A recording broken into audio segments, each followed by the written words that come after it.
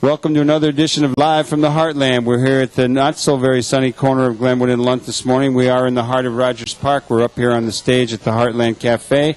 My name is Michael James, and I'm the host for this morning's edition of Live from the Heartland, where every Saturday morning at 9 a.m. we bring you another edition with information about what's going on locally to the globally.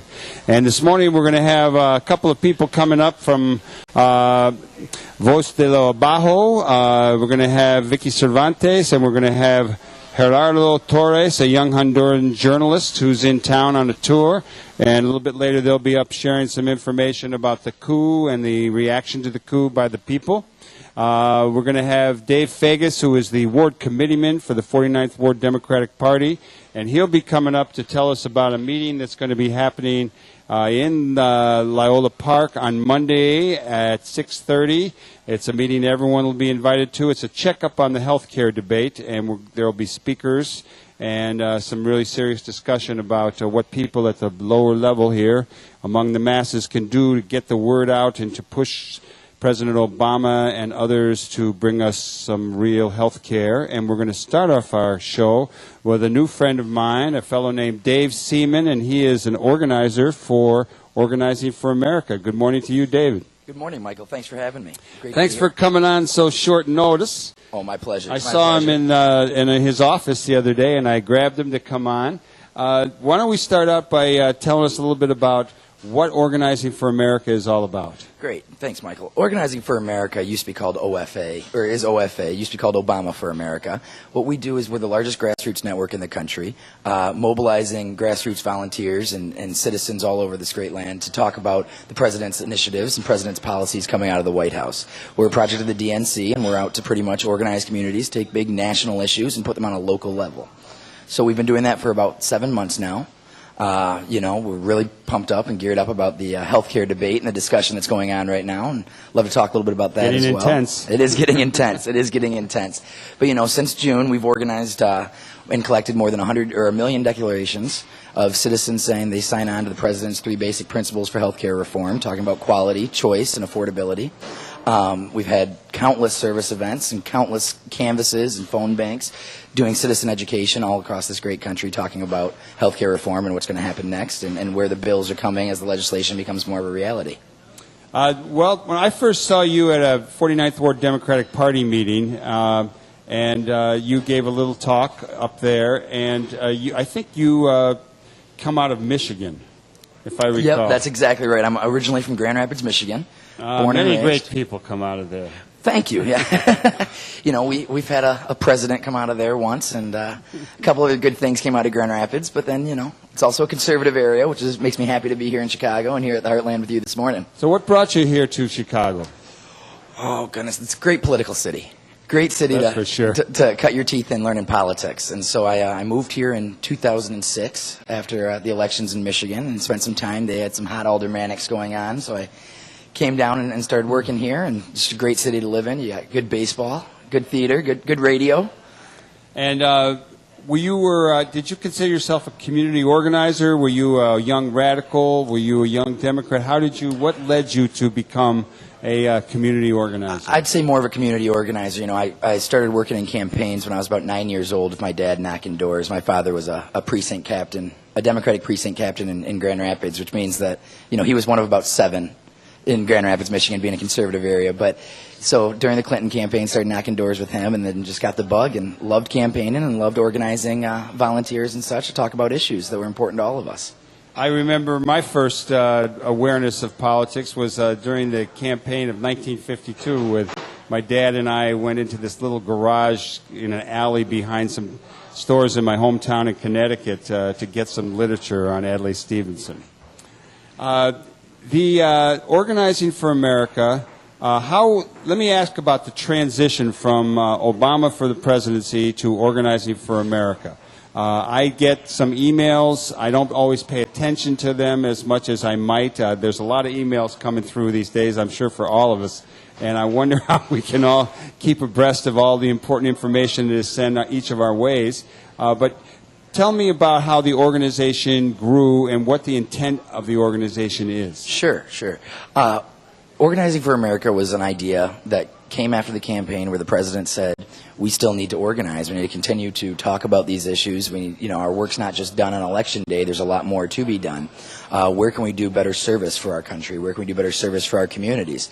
So this project became a piece of the DNC, the Democratic National Committee, where we said, let's go out and hire some organizers, start tapping into resources that we have from the campaign in each of these states, and get outside the beltway a little bit, get onto Main Street America and talk about these national issues and how they affect people locally. And so we've begun to staff up, and slowly but surely we're now in 42 states nationwide with full staffed organizations or partially staffed organizations, just doing more than just playing politics. We're out doing service projects. A major component of the Obama campaign was the respect, empower, and include for all volunteers, and everyone took some ownership of the campaign. What we'd like them to do is take more ownership now of their neighborhoods, of their communities. So getting that organized around the issues that are those hot-button issues, if you will, of the times is what Organizing for America is out to do right now. Well, one of the things that is always one of the things that was clear to me in the election, I will get plenty of information from all people further to the left who are very critical of things going on with the president and were from the beginning. And one of the things that I think Obama asked people to do early on was to push him from the bottom up. He'd say, I can't do it without you. That's exactly right. How literally should we take that notion of pushing from the bottom up? You're in an organization that is somehow connected to the DNC, the Democratic National Committee.